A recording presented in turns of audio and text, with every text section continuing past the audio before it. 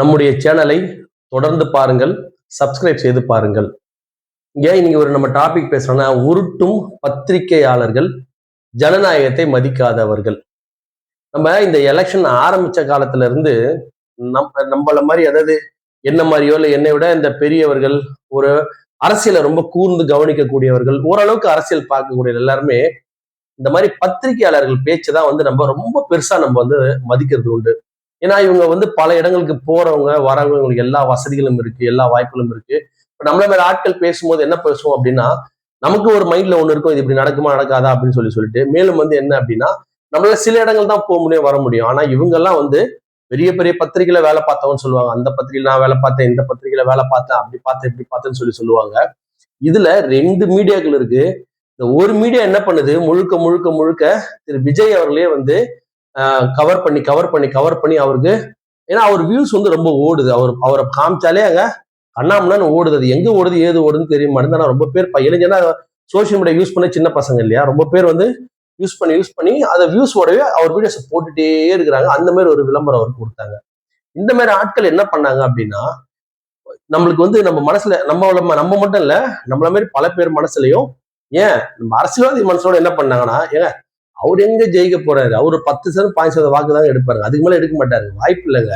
கடைசி எலெக்ஷன் முடிஞ்சதுக்கு அப்புறம் கூட, நம்ம கண் கூட பார்த்த எலெக்ஷன் முடிஞ்சதுக்கு அப்புறம் கூட பார்த்தா அங்கங்க பல பேர் இல்ல விஜய்க்கு தான் ஓட்டு போட்டேன், விஜய் தான். நம்ம சென்னையை பொறுத்த வரைக்கும் அங்கெல்லாம் அதே மாதிரி கிராமத்துல ஆல்ரெடி நான் பேசின மாதிரி மற்ற கட்சி தான் வாக்களிச்சாங்க. நம்ம பொதுவா இந்த கோயம்பேடு மார்க்கெட் எல்லாம் போனீங்கன்னா அவங்களுக்கு பலதரப்பட்ட ஆள் அங்க இருப்பாங்க. அங்கெல்லாம் பார்த்தா ஈஸியா நம்ம கண்டுபிடிச்சிடலாம். சென்னையில இருக்கிறவங்களும் இருப்பாங்க, ஊர்ல இருக்கிறவங்களும் இருப்பாங்க, எல்லாருமே இந்த கோயம்பேடு மார்க்கெட்ல இருப்பாங்க. அந்த மாதிரி இடங்கள், அதே மாதிரி இந்த பஸ் ஸ்டாப், அந்த மாதிரி எல்லா மக்களும் கூடுற இடத்துல நீங்க பாத்தீங்கன்னா அந்தந்த இடத்துக்கு எப்படின்றது உங்களுக்கு தெரியுதுக்கான வாய்ப்பு இருக்கு. நீங்க சினிமா தேட்டர்லாம் முன்னே வெறும் விஜய் பத்தி தான், சினிமா தேட்டர் போலாம் பார்த்தா வெறும் விஜய், நாங்க விஜய் தவிர சினிமா பாக்குறவங்க அதிகமா விஜய் சாருக்கு ஓட்டு போட்டாங்க. அதனால அந்த இடத்த நம்ம பார்த்து கணிப்பு பண்றதுல.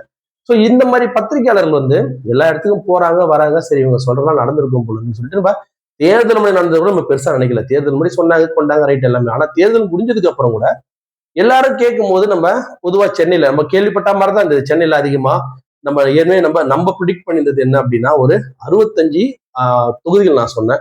இந்த 65 தொகுதியில திரு விஜயனுடைய தாக்கம் இருக்கும். ஆனா 65 ஜெயிக்க மாட்டாருன்னு தான் சொன்னேன், வெற்றி பெறுவார்னு சொல்ல. 65 அவரோட தாக்கம் இருக்கும். அந்த இடத்துல மட்டும் வாக்குகள் கொஞ்சம் அதிகமா வாங்கியிருப்பாருன்னு பார்த்தா, ஆனா வெற்றி அடைஞ்ச அப்புறமும் பார்த்தா அந்த 65-70 தொகுதியில் தான் அதிகமான வாக்குகள் வாங்கியிருக்காரு. மற்ற தொகுதியில் அங்கங்க நம்ம வேட்பாளரோட கொஞ்சம் பவர்லயும் கொஞ்சம் நம்ம லால்குடிலாம் பார்த்தீங்கன்னா கிட்டத்தட்ட அந்த அளவு வாக்குகள் வாங்கினது அந்த வேட்பாளர் ஒரு முக்கியமான காரணம். அந்த மாதிரி சில தொகுதிகள் இருக்கு. அந்த மாதிரி ஆனா அந்த 65 தொகுதியில தான் அவர் அதிகமான ஒரு ஒரு ஒரு தாக்கத்தை ஏற்படுத்தியிருக்கிறாரு. நம்மளும் 100% கரெக்ட் இல்லை, நம்ம ஒரு அபிமானம் அதை சொல்றோம், அனுமானம் அதை சொல்றோம்.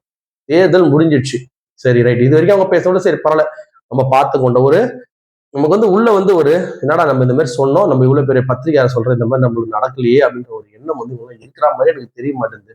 நமக்கு ஒரு வீடியோ பேசும்போதே நம்ம 15% வாக்கு சொன்னோம், 37% வாக்கு வாங்கிட்டாரு. ஆனா அதுக்கு ஒரு ஜஸ்டிபிகேஷனா நம்ம சொல்லணும், இந்த மாதிரி இருந்திருக்கலாம், ஆனால் அந்த வாக்கு நம்ம மதிக்கிறோம் அப்படின்னு சொல்லிட்டு நம்ம என்ன கூட சொல்லலாம். ஆனா இந்த மாதிரி இவங்களாம் என்ன பண்றாங்க, இதுக்கப்புறம் இப்ப என்ன பண்றாங்க, வாக்களிச்சு முடிஞ்சு எல்லாம் ஜெயிச்சு முடிச்சதுக்கு அப்புறமா என்ன பண்றாங்க, இதுல சில பேரு இவிஎம் மிஷின் பிரச்சனை, அந்த பிரச்சனை, இந்த பிரச்சனை, இதனாலதான் வாக்களிச்சாங்க, அப்படி திருடுதனமா ஆயிடுச்சு, மோடி சப்போர்ட் பண்ணாரு, இதெல்லாம் சொல்றது மேலும் மேலும் எங்களை இப்போ ஒரு ஆட்கள் முட்டாளாக்க முயற்சி பண்றாங்க. எங்களை மாதிரி ஆளுல பல பேர் இன்னும் இவங்க சொல்றதை நம்பிட்டு கமெண்ட்ஸ் எல்லாம் போடுறாங்க. அவங்க சொன்னது ஒரு விஷயத்த நான் ஒத்துக்கிறேன். என்னன்னா, நம்ம இந்த இவிஎம் மிஷினுக்கும் அந்த பக்கத்துல வரும் அந்த ரசீது வரும், அந்த ரசீதையும் நம்ம கண்டிப்பா செக் பண்ணோம். அது கோர்ட்ல இது இருக்கு, தீர்ப்பு இருக்கு, அது இது செஞ்சாங்களான்னு தெரியல, அது நிச்சயமா செய்யணும், அதுல மாற்றுக்கிறது கிடையாது. அங்கங்க ஒரு 5% எடுத்து ரீசெக் பண்ணணும். அதை அரசியல் கட்சிகள் கண்டிப்பா ரீசெக் பண்ண சொல்லியிருக்கணும். அவங்க ஏற்கனவே அவங்க கன்வின்ஸ் ஆயிட்டாங்க, அவங்க தான் பாதிக்கப்படுறது, அவங்க கன்வின்ஸ் ஆயிட்டாங்க. ஆனா நம்மள மாதிரி ஆட்களுக்கு அது சந்தேகம் இருக்கு. ஆனா அது இந்த அளவுக்கு ஒரு விஷயத்த மாத்த முடியுமா அப்படின்றது என்னை போற ஆட்கள் பெரிய சந்தேகம். ஏன்னா நம்ம பார்க்கும் போது கேட்கும் போதே தெரியுதுல. இப்ப நீங்க நான் ஒரு தொழில் இருக்கணும், அந்த தொழிலுக்கு எப்ப யாருப்பா ஓட்டு போட்டேன் அப்படியே கண்டுபிடிச்சலாம். இது வருஷம் அப்படிதான் கண்டுபிடிச்சோம், இப்பயும் அதே மாதிரிதான் கண்டுபிடிச்சோம். 2011 கேட்கறவங்க எல்லாம் அம்மா கேப்டன், அம்மா கேப்டன், அம்மா கேப்டன். 2011 2016 அப்படியே மாறிச்சு. அந்த வெள்ளம் தமிழ் சென்னையில வெள்ளம் பாத்தீங்கன்னா அப்படியே சென்னையில மாறிச்சு. அதே மாதிரி வாக்குகளும் மாறிச்சு.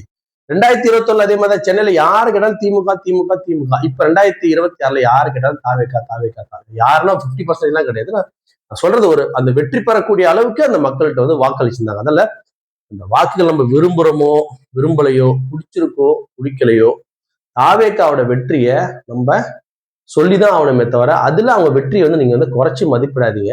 இப்படி ஜெயிச்சாரு அப்படி ஜெயிச்சா திருட்டுத்தனமா ஜெயிச்சான்றதை நான் ஏத்துக்கவே இல்லை. வாக்களிச்சாங்க, வாக்களிச்சு ஜெயிச்சாங்க. வாக்களிச்ச மக்கள் தெரிஞ்சு வாக்களிச்சாங்களா தெரியாம வாக்களிச்சாங்களா அதை நம்ம டிஸ்கஸ் பண்ணலாமே தவிர வாக்கு அளிச்சிருக்கிறாங்க. அதால அந்த வாக்கே பொய்யான வாக்குன்னு சொல்லுவது தயவு செஞ்சு இந்த மாதிரி பத்திரிகையாளத்தோட நிறுத்தம். இதுல எல்லாருமே அப்படி சொல்றது இல்லை. ஆனா இவங்கள மாதிரி இந்த மாதிரி பத்திரிகையாளர்கள் அவங்க சொல்றத நம்ம இவங்களும் இந்த மாதிரி இன்டெலிஜென்ட் இத்தனை இடத்துல போய் பாக்குறாங்க, இத்தனை எலெக்ஷன் போய் பாக்குறாங்க. இது எலெக்ஷன் முடிஞ்சதுக்கு அப்புறம் அவங்க பேசுறது. எலெக்ஷன் முடிஞ்சது அப்புறமும் நம்முடைய அந்த ரிசல்ட் வர வரைக்கும் அந்த மே 23 4ஆம் தேதிக்குள்ள இவங்க பேசணும்னா ரொம்ப அதிகம்.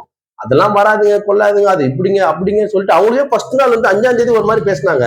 அப்புறம் 7ஆம் தேதி 8ஆம் தேதி அவங்களே கன்வின்ஸ் ஆயிட்டாங்க. இல்ல இல்ல இந்த அளவுக்கு ஒரு வாக்கு வாங்கியிருக்க வாய்ப்பு கிடையாது அப்படின்னு சொல்லி இன்னும் அந்த உருட்டலை நிறுத்த மாட்டாங்க. இந்த மாதிரி பத்திரிகையாளர்கள் அப்படி சொல்றவங்களும் சரி, அதே மாதிரி அதை விட மோசம் இந்த மீடியாக்களுக்கு எப்பதான் இவங்க திருந்த போறாங்கன்னு தெரியல. உண்மையான மீடியாக்கள் எல்லாத்தையுமே போடுற இன்னைக்கு திரு அன்புமணி ராமதாஸ் அவங்க பேசியிருந்தாங்க. அதை பத்தி எதுனா ஒரு இடத்துல ஒரு ஹைலைட்டா பண்ணி போட்டிருக்காங்களா? இல்ல. நேற்று திரு சீமான் அவர்கள் அந்த மாதிரி ஒரு பேச்சு பேசினாரு, 1 மணி நேரம் வச்சு பேசினாரு. இந்த காலை எந்த பத்திரிகையிலுமே அதை பத்தி ஒரு துணுக்கு செய்தி கூட அந்த ஹெட்ல இதுல கிடையாது. அந்த தனியா ஒரு பேப்பர் தொங்க விடுவாங்க இல்ல, அதுல கிடையாது. உள்ள போட்டாங்களான்னு தெரியல, பேப்பர் பத்தி விட்டாச்சு. அது நீதி நியாயமே கிடையாது. அவங்க நினைச்சதான் போடுறாங்களே தவிர இருக்கிற எல்லாத்தையும் அரசியல் சம்பந்தப்பட்ட எல்லா நிகழ்ச்சியும் போடுறதில்ல. பல விஷயம் மறைக்கப்படுது. அவங்களுக்கு தேவைப்பட்டா திருமாவளவன் அவர்களுடைய விஷயம் பெருசா போடுவாங்க. அவங்க தேவைப்படலாம் அவர் பேசுறத பத்தி போடவே மாட்டாங்க. திருமாவளவன் ஐயாவோட பத்தி போடவே மாட்டாங்க. அவங்க நினைச்சு அவங்க இப்பெல்லாம் பாத்தீங்கன்னா நீங்க திமுக அதிமுக மாட்ட விட போடுறதில்ல. அவங்களுக்கு எது சர்க்குலேஷன் அதிகமாகுதோ அதை தான் போடுறாங்க தவிர சரியானதை பத்திரிகைகளே போடுறதில்லை. அப்ப இந்த பத்திரிகையாளர்கள் தொடர்ந்து இந்த மாதிரி பேச நிறுத்தி விட்டு எதனா கொஞ்சம் உபயோகமா கொஞ்சம் பேசுங்க. இப்ப கூட பாத்தீங்கன்னா அந்த ஓட்டு ஒழுங்கல இவங்க அதை பண்றது தப்பு, இதை மக்கள் ஏத்துக்க மாட்டாங்க. எல்லாத்தையும் மக்கள் ஏத்துப்பாங்க, எதையும் மக்கள் ஏத்துக்காமலாம் போக மாட்டாங்க. திமுக அதிமுக ரெண்டும் ஒன்னா சேர்ந்துச்சுன்னா மக்கள் ஏத்துக்க மாட்டாங்க. இது சூசைடுக்கு சமம். ஒன்றும் கிடையாதுங்க. அதெல்லாம் ஒண்ணும் கிடையாது. திமுக அதிமுக சேர்ந்தாலும் மக்கள் ஏத்துப்பாங்க. நீங்க அதிமுக தாவேகா சேர்ந்தாலும் மக்கள் ஏத்துப்பாங்க. எல்லாரும் காரணம் சொல்ல போறாங்க, அவ்வளவுதான். நீங்க என்ன பண்ணாதீங்க. அரசியல்ல எல்லாமே சகஜமான ஒரு விஷயம். அப்படியே 2 திமுக அதிமுக கத்திட்டு குத்திக்கு போறாங்களா? அதெல்லாம் ஒண்ணுமே கிடையாது. அந்த நேரத்துக்கு சேர்ந்துக்கு போறாங்க, அப்புறமா என்ன காரணம் போட்டு பிச்சுக்கு போறாங்க. இப்ப இந்த மாதிரி ஒரு விஷயத்த சொல்லிட்டு இது சரியில்லை, இது அறம் இல்லை, இது அது அரசியல்ல அறம்ன்றதே கிடையாதுங்க. அரசியல் ஆட்சி அதிகாரம் இருந்தாங்க. அரசியல் அதை அடைவதற்காக இவங்க எது செஞ்சாலும் அவங்க செய்யறாங்களோ இல்லையோ இவங்க கருத்து இது சரிங்க, இல்ல இது தப்புங்க, நீ ஒரு ஆட்சி செய்யணும் வந்தாச்சு. இந்த ஆட்சி செய்யறவங்க செய்ய தவறு நம்ம சொல்ல வேண்டியதுதான். அந்த ஆட்சிக்காக செய்யும் தவறுல இப்ப காங்கிரஸ் 5 தொகுதியாக ஓடி போச்சு பாருங்க. ரொம்ப சிம்பிளான ஒரு காரணம் சொல்றேன் பாருங்க. இப்ப இந்த காங்கிரஸ் கடன்னு ஓடி போனது அப்படியே நின்று இருந்ததுன்னா இன்னைக்கு காங்கிரஸ் முதல்வராக கூட இருந்திருக்கலாம். இன்றைக்கு காங்கிரஸ் நீங்க மட்டும் திமுக கிட்ட போகாம இப்பயும் சொல்றேன், இந்த நேரத்திலேயே சொல்றேன், நீங்க திமுகவுடைய கூட்டணி விட்டு வெளியில போகாம இருந்திருந்தீங்கன்னா இன்னைக்கு உங்களுடைய கட்சியிலிருந்து துணை முதல்வர் நீங்களே முதல்வராக கூட இருந்திருக்கலாம். அந்த மாதிரி திமுக நீங்க அவசரப்பட்டு ஓடிட்டீங்க. இது ஒரு பத்திரிகையாளர் என்ன சொல்றாங்களா? இது வரைக்கும் யாரா ஒரு பத்திரிகையாளர் சொல்றாங்களா? இப்ப திருமாவளவன் அவர்களை முதல்வராக்க முயற்சி பண்றதுக்கு காரணம் என்ன? அவர் கண்ட்ரோல்ல 6 சீட் 6 இருக்குன்னு நினைக்கிறாங்க.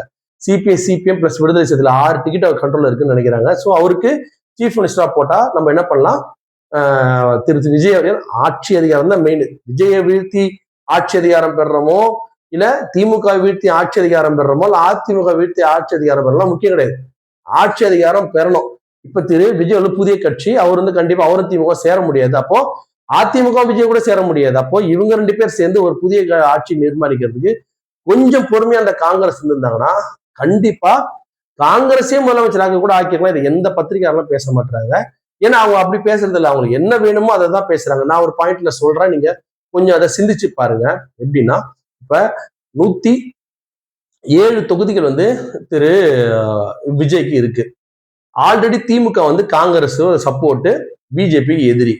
இப்ப அவர் கையில வெற்றி பெறும் போது அவர் 59, தேமுதிமுக 1 60, காங்கிரஸ் 5 65, 65 கூட இன்னும் ஒரு 8 சீட்டு, மொத்தம் 73 சீட் ஐயுஎம்எல் 2, விடுதலை சிறுத்தை 2, சிபிஐ 2, சிபிஎம் 2, மொத்தம் 73 தொகுதிகள் திமுகவோட கண்ட்ரோல்ல இருக்கு. இந்த காங்கிரஸ் மட்டும் போகாம இருந்திருந்தா அந்த காங்கிரஸ் என்ன பண்ணிருக்கலாம்னா, ஆல்ரெடி அவங்க சொல்லிதான் இடதுசாரிகள் அவங்க பக்கத்துலயே இருக்காங்க. சோ 5 4 9 ஆயிடுச்சு.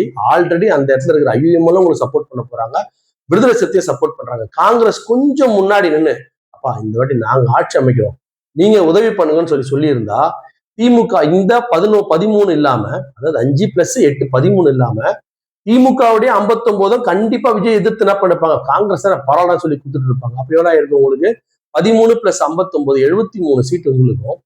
அதிமுக அப்ப அவங்களை அமைச்சரா நான் போட்டுறேன், நீங்க பிஜேபி போட்டு வெளில வாங்கன்னு சொல்லியிருந்தாங்க அப்படின்னா அங்கிருந்து எத்தனை தொகுதியில் கிடைச்சிருக்கோம்? கிட்டத்தட்ட உங்களுக்கு சற்றேறக்குறைய பாமக எல்லா பாமக மட்டும் நீங்க வெளில விட்டீங்கன்னா கூட அதிமுக 40 அமைச்சர் பதவி கொடுத்துறாங்க காங்கிரஸ். அவங்களும் என்ன பண்ணுவாங்க, பதவிக்காக இப்ப இவ்வளவு பெரிய பிரச்சனை நடக்குது. எல்லாம் சேர்ந்து காங்கிரஸே என்ன ஆகலாம், இன்னைக்கு ஒரு முதலமைச்சரா ஆகக்கூடிய ஒரு தகுதி இருந்திருக்கும்.